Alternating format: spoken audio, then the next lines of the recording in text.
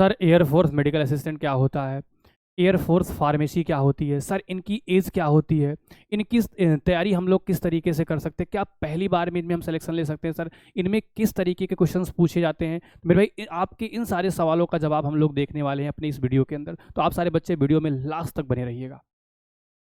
जय हिंद साथियों आप सारे बच्चों के लिए देखिए आपका एयरफोर्स मेडिकल असिस्टेंट का फॉर्म आउट हो चुका है, आपका नोटिफिकेशन आउट हो चुका, जो कि आप सारे बच्चों के फॉर्म 6 जुलाई से भरे जाएंगे। आप सारे बच्चे कमर कस लीजिए मेरे भाई, इस बार परमानेंटली एयरफोर्स मेडिकल असिस्टेंट के अंदर भर्ती होने के लिए। भैया इसके बारे में हम कंप्लीट इन्फॉर्मेशन देखने वाले हैं, कौन इसका फॉर्म अप्लाई कर सकता है, इसकी एज क्राइटेरिया क्या होती है, सब कुछ हम लोग इस वीडियो के अंदर देखने वाले हैं।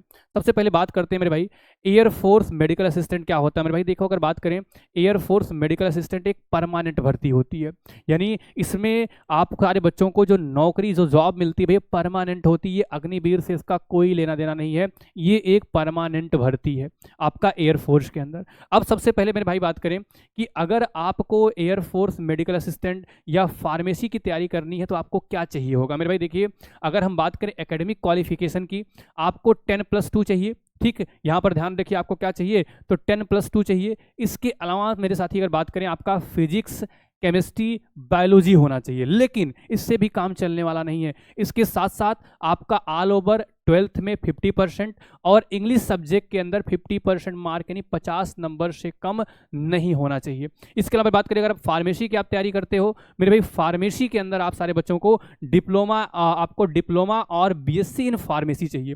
अगर आपने बीएससी इन फार्मेसी कर रखा है तो भी आप वैलिड हैं, या डिप्लोमा आपने कर रखा है फार्मेसी में तब भी आप वैलिड हैं मेरे भाई। अब अगला बात करें भाई, कैंडिडेट जो है वो इंडियन है या गोरखा है या नेपाली है, ये तीनों मेल कैंडिडेट इस फॉर्म के लिए एलिजिबल है। आपका फॉर्म आ चुका है। अब बात करते हैं मेरे भाई एज क्राइटेरिया, बहुत एक बड़ा जेन्युइन कंसर्न है सर एज क्राइटेरिया को लेकर के मेरे भाई। तो देखो, जो अभी एज आपकी आई है मेरे भाई, अगर बात करें तो आपका 1 जुलाई 2006 से लेके 1 जुलाई 2010 के बीच में कौन मेरे भाई, आपको पता है मेडिकल असिस्टेंट वाले, जो मेडिकल असिस्टेंट 10+2 वाले बच्चे हैं जिनके पास पीसीबी है, वो सारे साथी इस फॉर्म को भर सकते हैं अगर उनकी एज 1 जुलाई 2006 से लेकर के 1 जुलाई 2010 के बीच में है। फिर भी बात करें फार्मेसी वाले जितने साथी हमारे हैं, तो भैया यहाँ पर ध्यान रखना 1 जुलाई 2003 से 1 जुलाई 2008 वाले जितने भी हमारे साथी हैं, और चाहे वो मैरिड हैं या अनमैरिड हैं, दोनों लोग आपका 1 जुलाई 2003 से लेकर के 1 जुलाई 2008 के बीच में अगर आपकी एज है तो आप फॉर्म भर सकते हो मेरे भाई। यानी मेडिकल असिस्टेंट के लिए आपका 1 जुलाई 2006 से 1 जुलाई 2010, बात करें फार्मेसी वाले बच्चों के लिए 1 जुलाई 2003 से 1 जुलाई 2008 के बीच में आपकी एज होनी चाहिए। अगला बात करते हैं मेरे भाई फेज 1 में क्या होता है भैया। सबसे पहले मेरे आपका क्या होता है, सीबीटी एग्जाम होता है, यानी कंप्यूटर बेस्ड टेस्ट एग्जाम होता है, जिसको बोलते हैं सीबीटी एग्जाम। यानी फेज 1 में सबसे पहले आपका एग्जाम होता है, जो एग्जाम साथी आप सारे बच्चों को पता है कि आपका 22 या 23 2 दिनों के अंदर सितंबर मंथ में होने वाला है। सितंबर मंथ में 22 और 23 सितंबर को आप सारे बच्चों के एग्जाम होने वाले हैं मेरे भाई। अब देखो यहाँ पर पेपर कैसे होता है मेरे भाई, यहाँ पर पेपर के अंदर मेरे भाई आपका 50 क्वेश्चंस आते हैं मेरे भाई, जिसमें पेपर 2 कैटेगरी में होता है। एक इंग्लिश के आते हैं 20 क्वेश्चन, ठीक है, 20 मार्क के, और रागा, इसको भैया रीजनिंग बोल लो या रागा बोल लो, रागा के अंदर में आपके आते हैं 30 क्वेश्चन 30 मार्क के। टोटल आपका पेपर के लिए टाइम मिलता है 45 मिनट का, और आपका 0.25 की नेगेटिव मार्किंग होती है, अगर मैं आप सारे बच्चों को बता दूं तो। ठीक है मेरे भाई, अब यहीं पर एक चीज़ का हम लोग डिस्कशन और कर लेते हैं। जैसे आपका पेपर का पैटर्न इंग्लिश जो होता है मेरे भाई, इंग्लिश के आते हैं आपके 20 क्वेश्चन, ठीक है, और मार्क आपका होता है 20। ऐसे में आपका रागा के अंदर मेरे भाई अगर बात करें तो रागा में देखो 3 सब कैटेगरी होती है, ठीक है। एक मेरे भाई जीके होती है, तो जीके के मेरे भाई आपके आते हैं 7 क्वेश्चन। एक मेरे भाई मैथ होता है, तो मैथ के मेरे भाई आते हैं 8 क्वेश्चन। इसके अलावा मेरे रीजनिंग होती है, रीजनिंग के मेरे भाई आपके आते हैं तो 15 क्वेश्चन, और सब मिला करके आपका हो जाता है 30 क्वेश्चन। आपको समय मिलता है 25 मिनट का, यहाँ पे मिलता है 20 मिनट का समय। तो एक चैलेंजिंग टास्क आप सारे बच्चों के लिए यहाँ पर हो जाता है इसमें सिलेक्शन लेना। और दूसरा मेरे भाई अगर यहाँ पर मैं एक बात आप सारे बच्चों को और कर लूँ कि इनकी कट ऑफ को लेकर, अभी हाल ही में आपके रिजल्ट आए हैं, तो मेडिकल असिस्टेंट की जो कट ऑफ गई थी वो गई है मेरे भाई 34.25। और मेरे भाई अगर हम फार्मेसी की बात करें तो फार्मेसी की मेरे भाई कट ऑफ कितनी गई है, फार्मेसी कट ऑफ गई है 26। और आपको पता है मेरे भाई कि इनमें मिनिमम मार्क भी होता है, यानी आपको इंग्लिश में 10 मार्क्स से कम नहीं लाना है और रागा के अंदर 15 मार्क्स से कम नहीं लाना है। अगर आप इससे कम लाते हो तो आपका सिलेक्शन नहीं होगा। बहुत सारे बच्चों को मैंने देखा है कि रागा में उनके 22 नंबर आए हैं और इंग्लिश में 9 नंबर आए हैं, लेकिन सिलेक्शन नहीं हुआ। रीज़न क्योंकि उन्होंने सेक्शनल कट ऑफ को क्रॉस नहीं किया। इसमें सेक्शनल कट ऑफ भी होती है।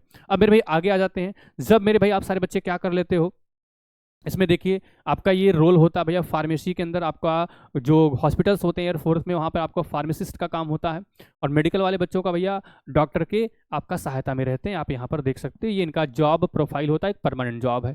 अब बात करते हैं भैया इसमें हाइट को लेकर के, भैया आपकी हाइट कितनी होनी चाहिए, 152 सेंटीमीटर। अगर आपकी हाइट 152, यहाँ पर मैं लिख भी दे रहा हूँ, आप देख लेना, 152 सेंटीमीटर अगर आपकी हाइट है, आप इस फॉर्म को फिल कर सकते हो मेरे भाई। ठीक है। विजन मेरे भाई आपका जो है 6 आउट ऑफ 6 ही चलता है, 6 आउट ऑफ 36 नहीं चलता है मेरे भाई। और 14 डेंटल पॉइंट, ये तो मान लो नॉर्मल सी बातें आपके पास होंगी।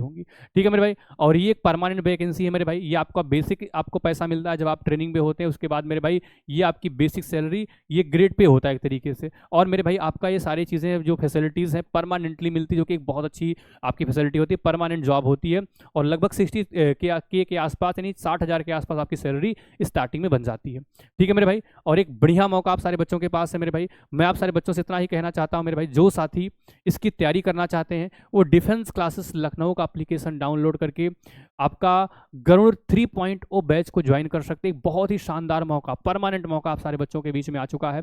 इसकी कंप्लीट अगर इन्फॉर्मेशन आप सारे बच्चों को अपने आप से देखनी है तो आपको क्या करना है, airmanselection.gov.in की वेबसाइट पर जाकर देख सकते हैं। EDCIL एयरफोर्स रिक्रूटमेंट की वेबसाइट पर जाकर के आप इसके बारे में और डिटेल में पढ़ सकते हो। 6 जुलाई से आपके फॉर्म स्टार्ट हो रहे हैं। जिन बच्चों के पास PCB है, यानी फिजिक्स केमिस्ट्री बायोलॉजी है, जिन बच्चों के पास भैया फार्मेसी की डिग्री है, BSc इन फार्मेसी है, आप सभी साथी इस फॉर्म के लिए एलिजिबल हैं।